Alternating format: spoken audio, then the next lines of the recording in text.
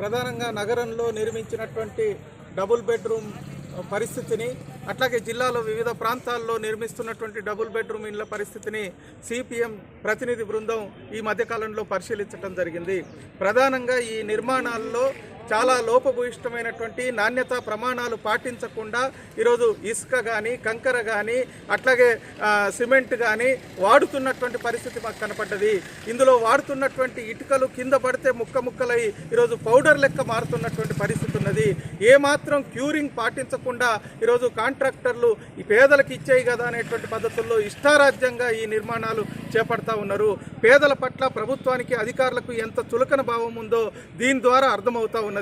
కాబట్టి మేము ప్రభుత్వానికి ఒకటే విజ్ఞప్తి చేస్తూ ఉన్నాం, ఇట్లాంటి నాణ్యతా ప్రమాణాలు పాటించినటువంటి కాంట్రాక్టర్ల మీద చర్యలు చేపట్టాలి. అట్లాగే ఈ నిర్మాణాలు గత 7 సంవత్సరాలుగా కొనసాగుతుంటే జిల్లాకు మంజూరైనటువంటి 10,390 ఇళ్లలో ఇప్పటి వరకు కేవలం 790 ఇండ్లు మాత్రమే పూర్తి చేశారు. అందులో 395 ఇండ్లు మాత్రమే పేదలకు ఇచ్చిర్రు. మిగతా 7 సంవత్సరాల నుంచి కొనసాగుతూనే ఉన్నాయి. ఇవి ఎన్ని సంవత్సరాలు కొనసాగుతాయో అర్థం కానటువంటి పరిస్థితి.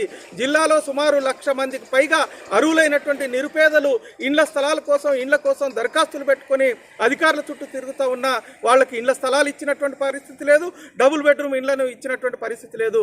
అట్లాగే ప్రభుత్వ స్థలాల్లో దశాబ్దాల తరబడి ఇండ్లు వేసుకున్నటువంటి నిరుపేదలకి ఈరోజు ఇంటి పట్టాలను ఇవ్వాలని ప్రభుత్వాలకు అనేక సార్లు మొరపెట్టుకున్నా వాళ్లకు ఇంటి పట్టాలు ఇచ్చినటువంటి పరిస్థితి లేదు.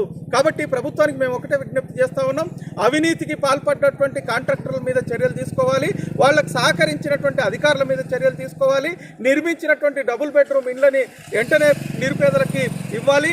అట్లాగే ప్రభుత్వ స్థలాల్లో సంవత్సరాల తరబడి గుడిసెలేసుకుని నివసిస్తున్నటువంటి వాళ్ళకి ఇంటి పట్టాలు ఇవ్వాలి అనేటువంటిది మేము డిమాండ్ చేస్తూ ఉన్నాం.